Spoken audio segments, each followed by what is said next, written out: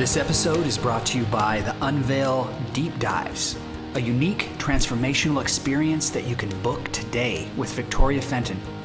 In 90 minutes, she will walk you through an in-depth human design reading, interweaving insights from the Gene Key system and her extensive coaching experience.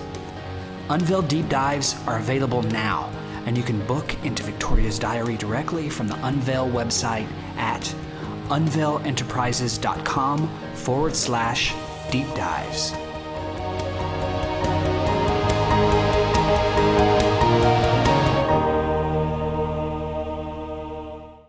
In today's episode of the Unveil podcast, Brace Harris and I talk all about love and loving yourself and what that truly means. More specifically, we break it down and talk about the concept of identity. What is the actual self? Is it a truth or is it a construct? And if it's a construct, what is it constructed on? Then we go into recontextualizing trauma and discussing about how trauma can be minimized and shouldn't be. We talk about stress and anything that can stress you as a child that creates an adaptation pattern as an adult. And then we break down those adaptation patterns. And hopefully we leave you with the impression that everything can be okay, but you can also still want to work on elements of yourself. So enjoy today's episode and listen up for some interesting announcements. Hello everyone, welcome. My name is Brace Harris. And I'm Victoria Fenton. And we are Unveil. How's everybody doing out there? Take a quick check-in. Do a quick check-in with yourself. How am I in this moment? How are you doing, Victoria? I think I'm okay. There's a lot going on for us at the moment. Yes, there is. And I'm kind of moving through my own stuff at the same time as bringing something out into the world, which is necessarily appropriately apt at the right time, but it always means that there's an intensity to these phases. Intensity in what way?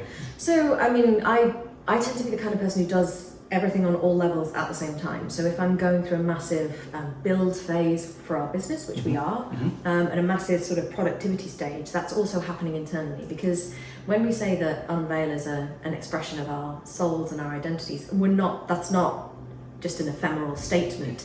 It's literally an expression of everything that we have done in our lifetimes. And for me, that's the sort of alchemization of 20 years of experience and maturation through challenge and illness and different careers and all that kind of stuff. And where I feel I'm at personally right now is that Unveil is the thing. It's the thing I'm going to do for the rest of my life. It's the culmination. That makes me feel better. So I'm not going to leave you. But it is that kind of culmination energy. And so that culmination isn't just in the business, it's also in that personal process. And I think sitting in honor of that journey means that I have to hold Unveil and its growth and its potential with the same magnitude as I hold my own, and work on both with the same intensity. So when we're looking at me leaving the US on Monday to head back to the UK for a month, it's kind of like we're on a bit of a deadline to get certain things done. And we are. Yeah. And it's also happening for me at the same time. So there's a lot kind of speeding up. So we're having multiple conversations on multiple levels. Which is great, because I mean, at the end of the day, all of it goes back to what we want to give back 100%. Yeah. To all you amazing folks out there. Right? And it's interesting because we genuinely do just down tools when there's something to address personally for either of us. And we always prioritize the things that need doing, not the things that need doing from a administrative perspective. It's like... Yeah, because that's really fun. Brace does not like admin. A little insight into my world. Right. Yes. But it's interesting because I'm very competent at it, but like it's not my love, it's just what I can do. And I'm learning, I think, to just because I can doesn't mean I should or have to. There you go. There's a little tidbit for you guys. Nugget. A little nugget. So in today's podcast, we wanted to bring a little bit more of insight into self and like how we look at ourselves and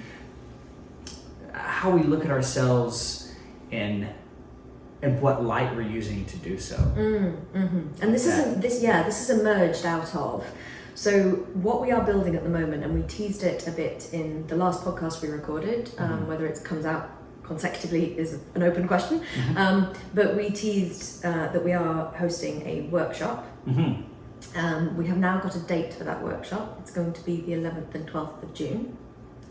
Is that correct? I'm pretty sure. Triple check that. It's a weekend. If that's not a weekend, guys, find the weekend that's nearest to that. But There's an 11 in there somewhere, I do believe. Do you reckon? Yes. So that's going to be in June, and because it's the Queen's birthday? on the 11th, yes, so it's the 11th and 12th of June. So just happy birthday, Your Majesty.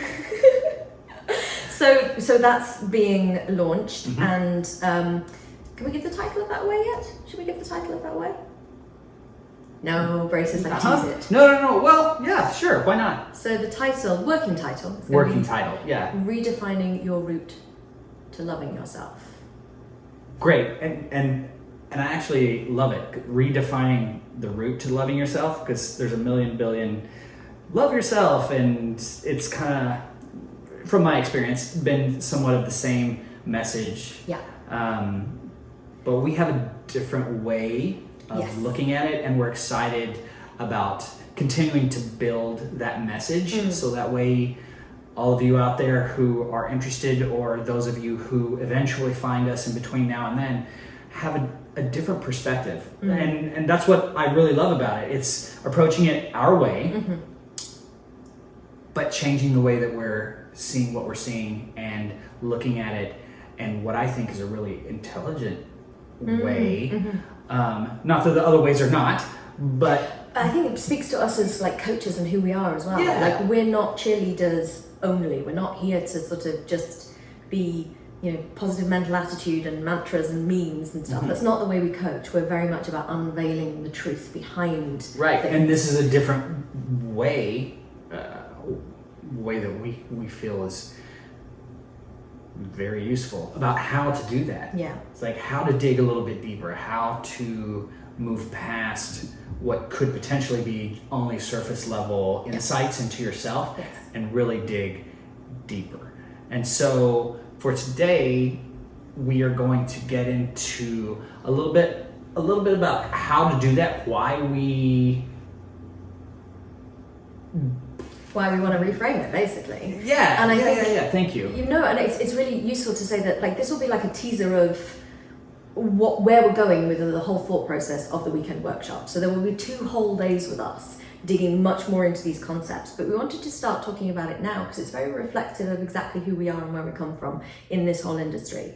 And I think this also speaks to a few things that we've spoken about in the last few podcasts, but it gets us into the place where we're really breaking down how we see the human condition in Unveil, and how that then can give you a different lens through which to look at every single thing that you're trying to do, whether that's develop more self-love, or change your relationships, or change your concept of your career. Like, everything we do through Unveil is self first, and I think that's where we're going to kind of meander around today. Meander around, I like it.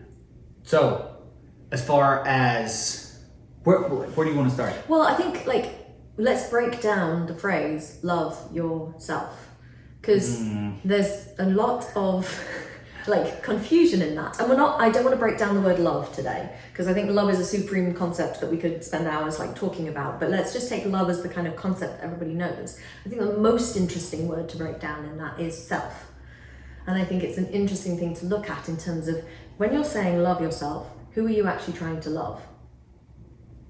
And that's the first question that we get to ask. It's like, if you don't feel like you've got a strong relationship to self-love, who are you trying to love in all of this? So let's just break down the concept of identity and who you think you are. And who you think that you're trying not to be. Yes. At the same time. Yeah. Because we are that combination of who we think we actually are, in contrast to who we know we're not, or who we think we're not, or who we think we're not and we should be. And there's all of this comparison mentality. But that concept of identity is a really interesting one. It's like, how do you think of identity, Brace? If you say it to you, and this is an open question, we haven't actually discussed this, I'm just sort of trying to get into people's perspective on what identity might be. So traditionally, old me would say that identity was who you show up to others as, not necessarily who I see myself as. It's like, who am I to other people? And that for me really influenced a lot of my decision-making processes and the way that I saw myself throughout my entire life. It's like, there was definitely people pleasing. And if you've listened to the podcast in the past, I have always had throughout my life my value is conditional strategy set up, like structure the way that I live my life. I must be able to do X in order to receive approval from outside sources. Like what I truly thought about myself didn't necessarily have a whole lot of weight for me. So identity, as far as the way that I have seen myself in the past, that was a big deal. Did that?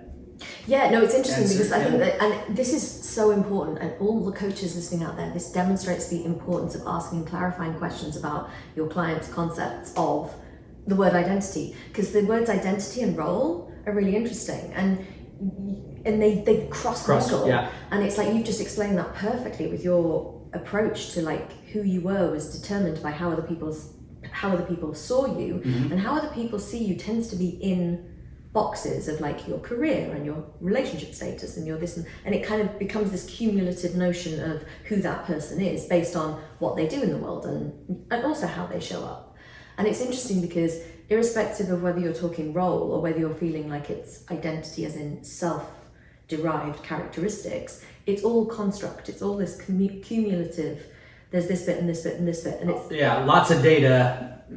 But where are you getting your data from? And what sort of filters is this data moving through? And how are you seeing it or not seeing it? And there are a million billion filters that we take in and adapt and pull into the way that we view the world, because they either help us understand why other people are treating us. They help us understand where we sit in the hierarchy of things. And it also, I think these filters also help us rationalize how we think and feel about ourselves. And I love what you just pointed out, because that's all very comparison led as well. It's like, who are we towards others and how do other people perceive us? And it's like that difference thing. And human beings we're categorization machines with our brains. It's like, I mean, do you think of identity like that, or is this unique to just the way I interpreted the question? No, I think that identity is it's always a construct, I think is the point that I drive at. So like your identity can either be based on those kind of role characteristics, or I think some people would see identity a bit more as a construct of their behavioral characteristics. So how they behave in society, how but it's all these conglomerate mishmash of external presentations and how you interface with the world. And so I'm starting to write a module in our Transformational Healing Retreat course, which will also be launching in June, and it's all about relationships. And I'm like, it's not about relationships just to other people. You are always in relationship to something. And so I think a lot of the time we derive our concept of our identity based on that very thing, based on that kind of how are we in relationship to the world of work, the world of love, the world of friendships. And where does that start? When we're kids. And if you just to highlight on that point as well, it's like, you are the same person that you were when you were a child. Like Brace hasn't like gone anywhere. So who is really you? Because you are actually a different person. And I keep throwing on like new coats of paint depending on the situation. And there's a lot of layers of paint there. And sometimes we have to come up with different strategies about how to chip that paint away to get down to the baseboards. And it's like, ooh, beautiful. You know, beautiful walls or beautiful floor. Like these are the original wood floors. Oh man. And that's such a good point, because so many times people think their identity is the cumulative layers of paint, not the wood floor underneath. And I think that's the point that we drive at. Do you think that the cumulative layers of paint could potentially be someone's identity?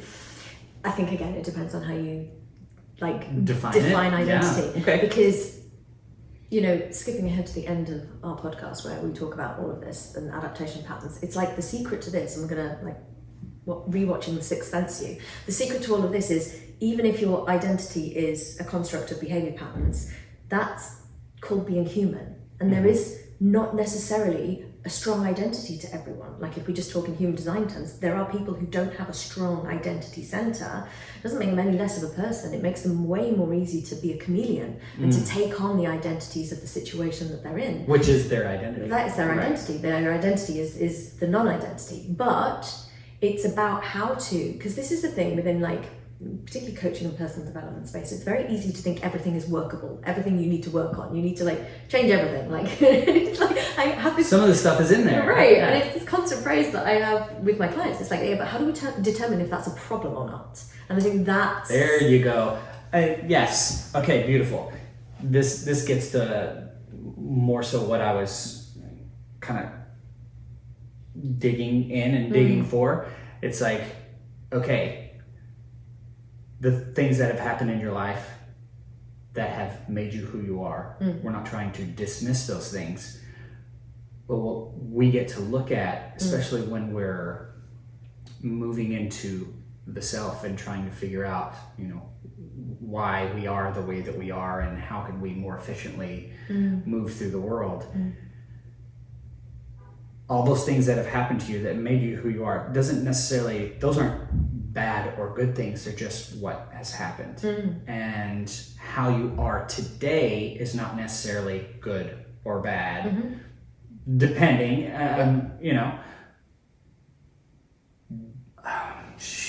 I feel what I'm trying to say, but I can't articulate it.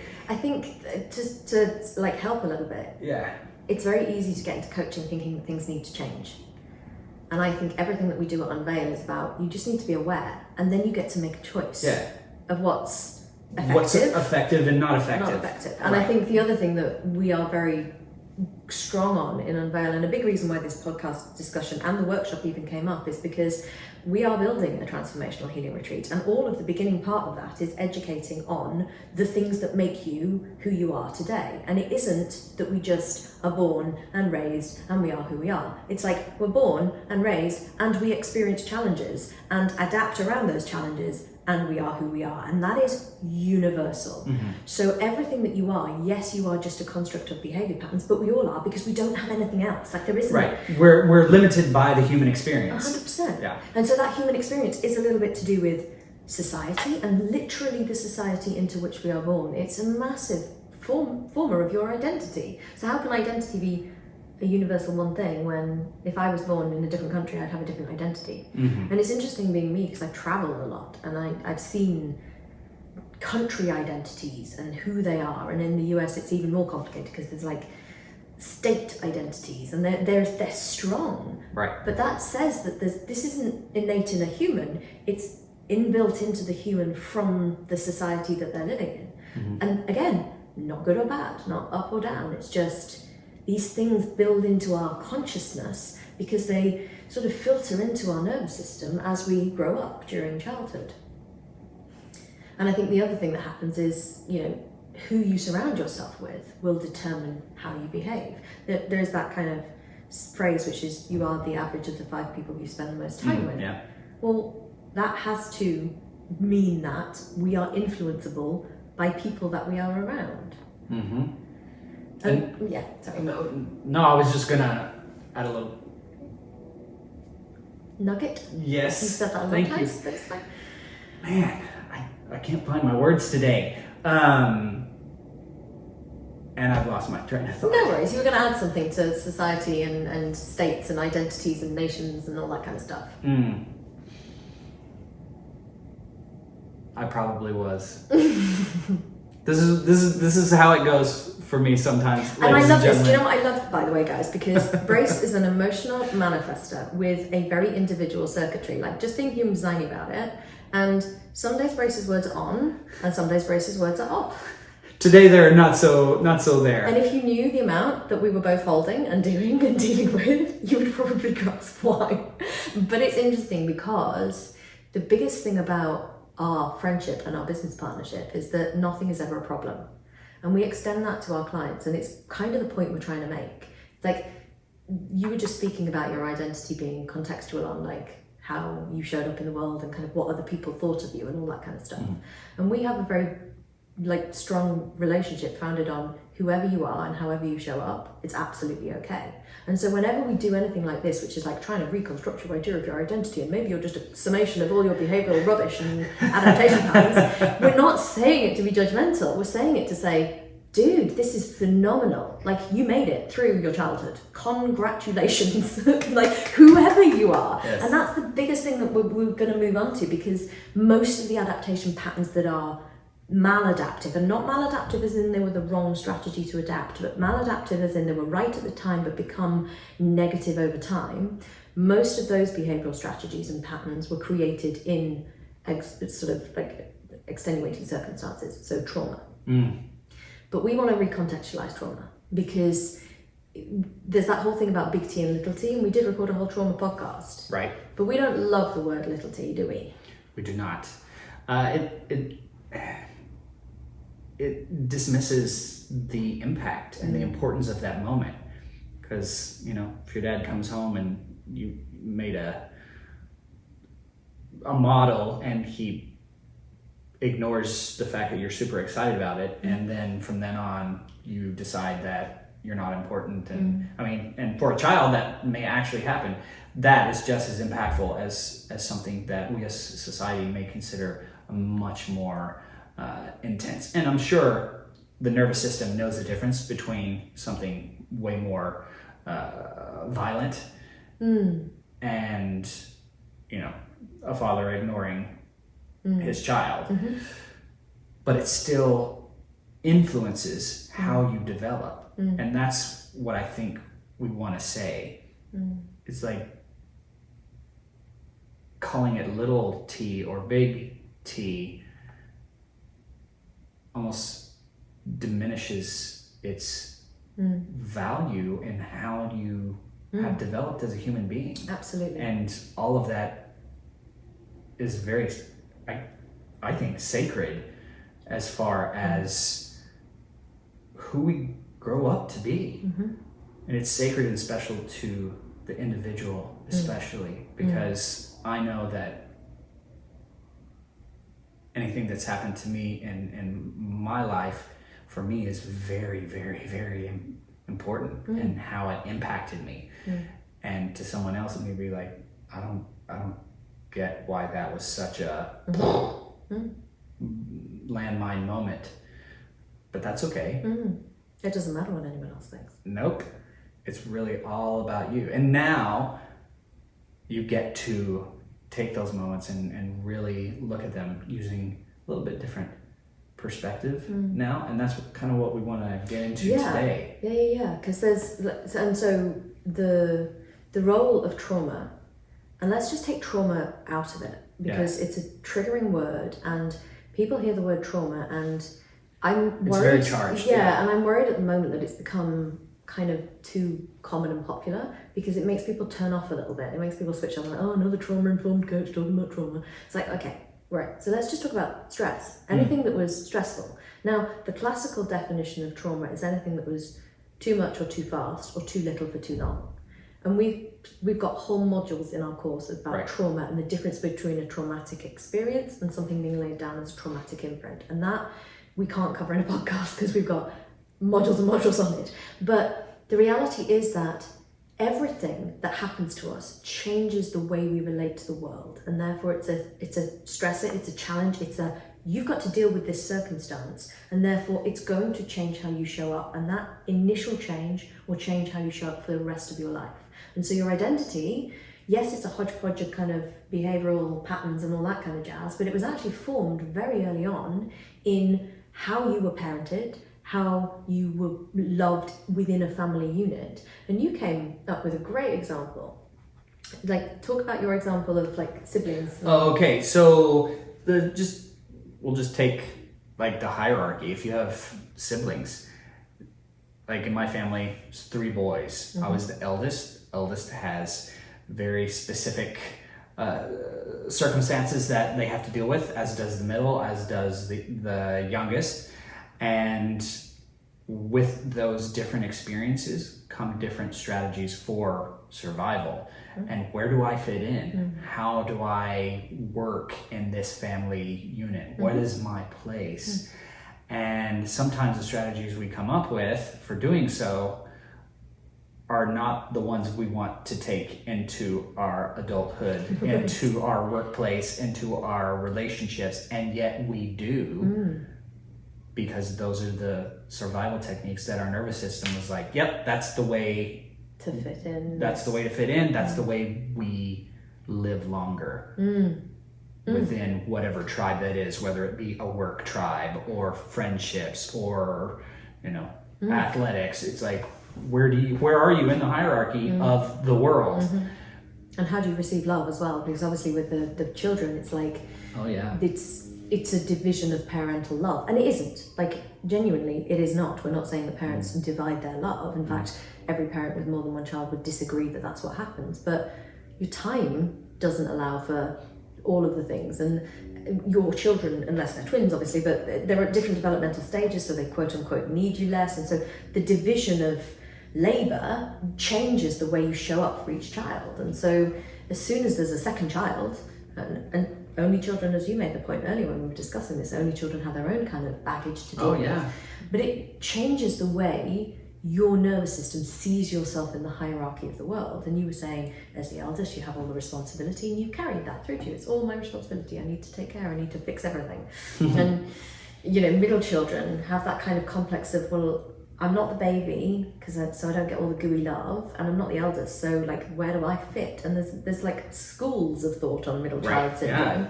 And the youngest, can never be good enough, never does it. Always in the shadow, or they have to be even more so than what their older siblings were.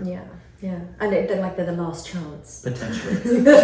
Right? I mean, talk about weight. Wow. I'm the last chance. You better be like, no success. pressure. No pressure. Yeah, and so all of this, like, these are not things that would be classically called traumas, although I guess it depends on the definition of trauma, but like within the world, these are just realities. Right. And those realities influence, and they create adaptation patterns. And so we're going to swing this all back around to where we started with the whole kind of identity, love, who is yourself, how do you love yourself? Because we're never going to not be a set of behavioral adaptation patterns. It's just who we are. And it's like, we need to lose this idea that, particularly us at like Unveil, it's not what we're trying to get back to tabula rasa, complete like naked human being, like no imprinting whatsoever, because that's not the point. The point is, where are these adaptations in your life, and where are they either beneficial or just neutral and just like who you are and they don't have consequences, versus where are they not beneficial and have actual consequences on how you show up and how you're able to move through the world. Because ultimately this is all about moving through the world. It's all about, how do you feel about yourself? Because the question is, if you don't love yourself, why don't you love yourself? And it's like, that's got to be something that you've learned to feel based on how you have received feedback from the way you are in the world. And I think this is a great point to just ask everyone out there, where don't you love yourself? In what areas of your life are you're not feeling it, or you're not as happy with yourself as you feel like you should be or could be? I don't know. And if this is like starting to spark thoughts inside you, do just stop this podcast now, get a journal, write about it. Because loving yourself is the greatest gift you can give to yourself. And it should be the easiest, and it should be the most obvious, and yet so hard. Otherwise we wouldn't need to be here. We wouldn't need to be here at all. Yeah. And I love the way you asked those questions as well, Bruce, because you didn't say, why don't you love yourself? You said, which parts of yourself aren't you loving? Where don't you love yourself? Because usually that lack of self-love is not holistic. Right. It's not everywhere. Yeah, there's such powerful places to look into, because it really gives you insight into, okay, this is the area of me that I am not too thrilled about. Why is that?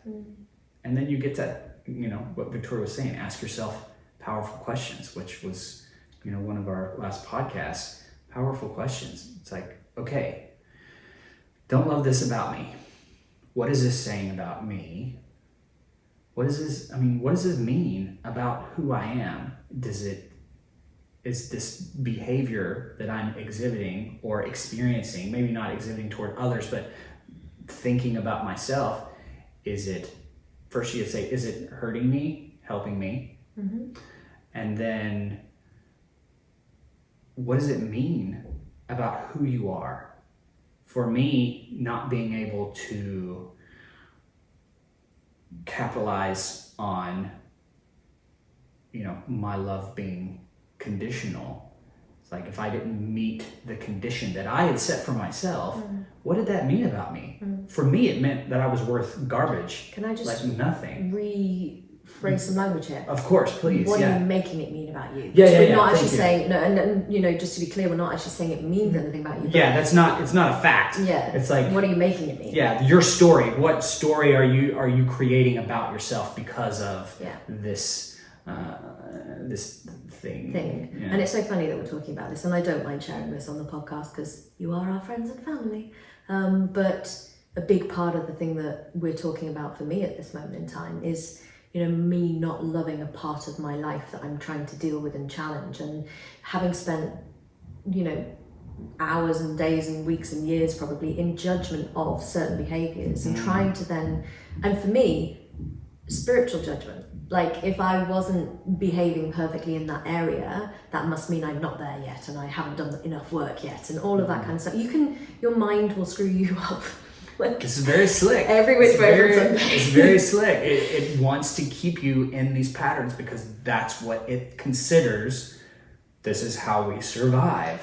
Love that you said that. It's like, damn how painful it is, but I'm only here to keep you alive. Yes. Not to make everything puppy dogs and unicorns and, kitty cat poos. Yes. Right. It's so interesting because you can create a blindness. Every time I think about the name of our company, and it's like the perfect name for our company and what we do, because like you can pull veils down over your own behaviors, and then over your own narrative in your own head about your own behaviors, and then over your own feelings about the narrative about your own behaviors, and you just brainwash yourself. Right. And particularly if you've had any kind of brainwashing from anything, which I have, there's this kind of like, you're not allowed to trust yourself. And that trust, I believe, is the doorway to self-love. And I think that quite a lot of the time we are looking at the way we show up in society and our behaviors, and we start to not trust who we are because we watch ourselves do something that we kind of somehow feel is out of integrity but don't quite know how, because it's a behavior pattern, it's a survival strategy, it's survival strategy. It's something that doesn't feel resonant and organically ours, so we do it and we're like, that was not really me. And then you're like, how can I trust myself when I don't know who that is that comes out in those scenarios? Do you feel like you're almost compelled to do the thing that doesn't feel authentic? Wow. Yeah. For me, yes. Yeah. For me, and like, just to be super honest, we're talking about like deep trauma that I'm trying to like motivate through, just because of events that happened to me through my illness, physical stuff. And there is a sense that for me, particularly being who I am and being successful, quote unquote, in the eyes of society, successful because I got better, like it's everyone else's perspective. Everyone only cared that I put on weight. It was not like how is Victoria? It was just like, is Victoria going to die from malnutrition today? So success in those kind of ways. But it's interesting because you just get this kind of feedback loop from the world that you're doing it right. And for me, that doing it right has led to the, complete drive to like complete succeeding and keep pushing and keep doing and do everything and be super competent at everything and, ace everything and never fail at anything. And that's kind of in my DNA, but it's not. Yeah. And it's not. And it's, for me, a big part of my evolution this year. And we said it on our New Year podcast. It's about stepping into, okay, so I've got here because I used every single one of these strategies and they were awesome for what they were at the time. Right. And to be honest, they've built the infrastructure of Unveil in less than 6 months. Yay us. But if I can't deliver the services within Unveil from the most authentic place, then I'm not doing my job of getting people to authenticity. So it's not my DNA, it's my coping strategies. And I get to go, wow, I love you coping strategies. You have made me survive, you have kept me safe, you have genuinely saved my life, literally. Yeah. And that's not an understatement. Yeah, look at those strategies with love, everyone out there, definitely. And that's the core of redefining the route to loving yourself, because there's a lot of love, just you have to love every part of yourself and then stuff will go away. It's like, that's conditional love because you're loving it so it will go away, which doesn't work. No. And so for me, I genuinely see the value of the things that I do that are quote unquote damaging, because I would not be here without them.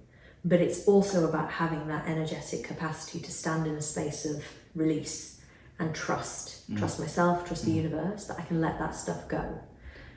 And without judgment, without evaluation, without any kind of self-directed anger.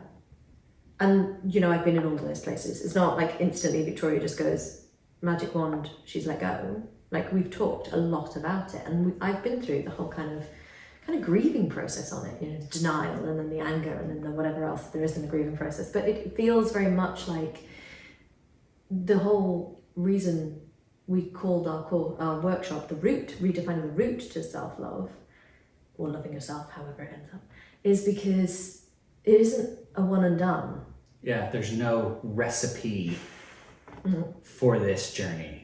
But it's a journey. It's not a destination, which is a terribly cliche phrase to say, but it's like the route defines the fact that this is a process. It's not a awakening.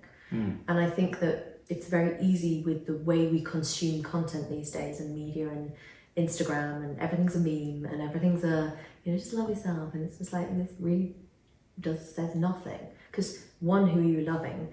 And two, why are you not loving the parts of you that don't fit with society? Because they're just as valuable, because even if you want to change them, they started because they were trying to protect you. And that's the core of everything. It's like those behaviors and even illnesses and everything that looks like your behavior or your body or something is broken and not working in the way it should, quote unquote. It started as an adaptation to something that you felt you needed to choose that thing in order to survive. And so probably it was exactly the right thing for you to do. The problem isn't the adaptation, it's the hanging on to the adaptation. Because the hanging on to the thing that does not work for you or anybody anymore, it's probably something you want to figure out, okay, how do I see this, know where it came from, honor it, and transform it. Which is why we called our course the Transformational Healing Retreat, because it's like, how do we not change everything about ourselves, but transform the energy with which we're holding the patterns that we have? And, you know, there are easier and harder things to do this with. Let's just call it out and be blunt. There's a reason why coaches exist. It's because this isn't always easy on your own. This isn't always something that you can just see and know and change. Some of them they are. Some of them, awareness and seeing through your own, BS is enough. And suddenly there's a transformation moment that happens because it's just an insight and a shift. And I love those moments. I have those moments. I revel in the kind of like, oh, I've seen through my own ridiculous concept of that and moving on. But what did it take to get to that? Right. Get to that. It's like, people say in Hollywood, it takes you 10 years to become an overnight success. It's like, it's very much the same thing. It really takes some dedication and really looking into the messy parts of you and getting triggered and having those more shadowy parts come up where you do find the light. And it's like, ooh, and then, oh my goodness. And so your journey is unique to you. Your route is unique to you. Yes.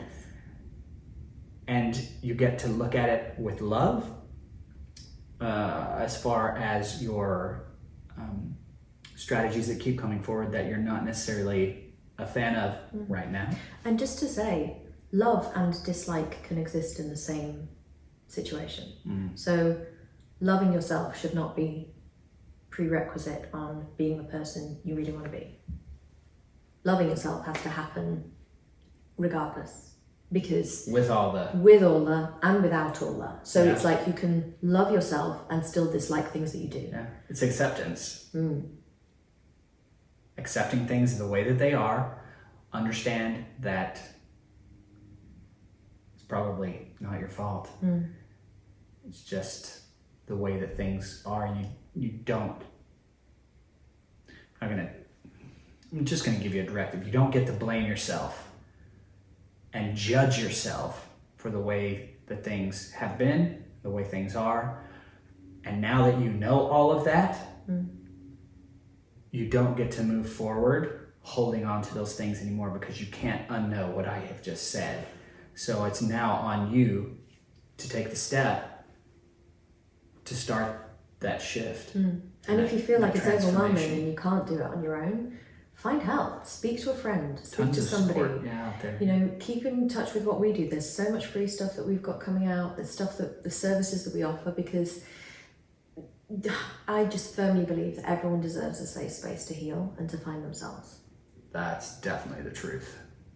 And you deserve to give that to yourself if that's calling you and you feel like something is out of alignment and you're not in a place of self-love and you don't know how to get there. There are routes, there are ways, there are people that can support you. Yeah. The reality is that other people always love you more than you love yourself as well. And here's just the thing, and I actually saw this morning. Somebody wrote a meme, forgive me, but it's there are some people who you will go to with things that are troublesome in your life, and they will blame you for it. They turn it around and make it your fault, or they'll be like, well, you just need to ignore that and just drive through, just push, just work harder, or whatever. Then there are people who are like, oh, that's no fun. Let's look on the bright side of things, though. Let's find the silver lining. And then there are those who will sit and listen with no judgment, with true empathy.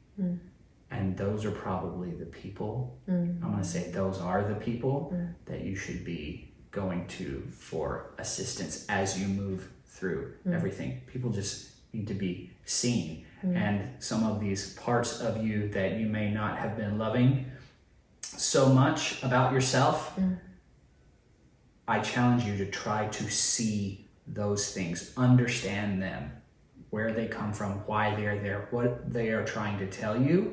And in doing so, if you do it honestly, with integrity, authentically, there will be answers there. And if you find giving your adult self compassion because you're watching the behaviors or what you're doing and you just can't access it, just think on what we've said today, because these behaviors will have started years ago. When you were a child. So if you can't access compassion for your adult self now, just look to the compassion for the child self that you must have been when this habit began. Understand the essence of the habit, not the expression of the habit. So it's not what you're actually doing today, it's the essence. What does it give you? What's behind it? What's the reward? What's the payoff? Look into all of these things about the way you're showing up. Yeah, what is it protecting? What is it protecting? And these kind of questions, just journal on them and contemplate them. I think the magic that we believe in is slow and steady. It's like there's no need to have revelations in the instant. It is contemplation and allowing these truths to live and breathe inside you that releases the energy to actually shift something and change your relationship to yourself, which will allow you to lift the veil of what's hiding the pain. Because you know, there's no way those veils are lifting if everything's locked down and tight and tense. So contemplate your younger self, your inner child, you know, whatever you want to call it, and just think about the spirit that was in that person that adapted and created this behavior pattern to protect itself that you are hating on today, but actually it absolutely needed to choose at that time. And if you can access it from that point, you might find there's just a little softness that breathes into your practice and into your journaling and into your contemplations. And softness is always a better place from which to approach tough subjects. Beautiful. Love it. So I hope we've explored a little bit today. I mean, obviously our workshop is going to have loads more detailed, practical stuff. We've got a whole module on what does self-care really mean. Whole session on like what does self-care really look like, and it's going to be super fun, and you get to spend the day with us, 2 days with us, 2 whole days with you and me. Wow. Wow. Oh my gosh, people are lining up down the street. It's crazy. So we will, I'm going to say this, and I'm going to hope that the landing pages are going to be up by the time I release this podcast, but if you go to unveilenterprises.com/workshop, there might be something there if you want to register your interest and like sign up, because you can do that right now. There might be. There may not. Well, no, we just won't release this if there isn't. I'm not that idiotic. I can sort of, She does things good, y'all. She does. I try my little ways. Awesome. All right, I have loved this conversation. I have too. I started to find my words toward the end, which was very nice. So thank you guys for your patience. Awesome. All right, my friends. For now, we'll leave you, and we're just sending you lots of love, and keep digging, keep exploring. But for now, my name is Brace Harris, And I'm Victoria Fenton. and we are Unveil. Stay informed with all things Unveil. Sign up for the newsletter at unveilenterprises.com/sign up.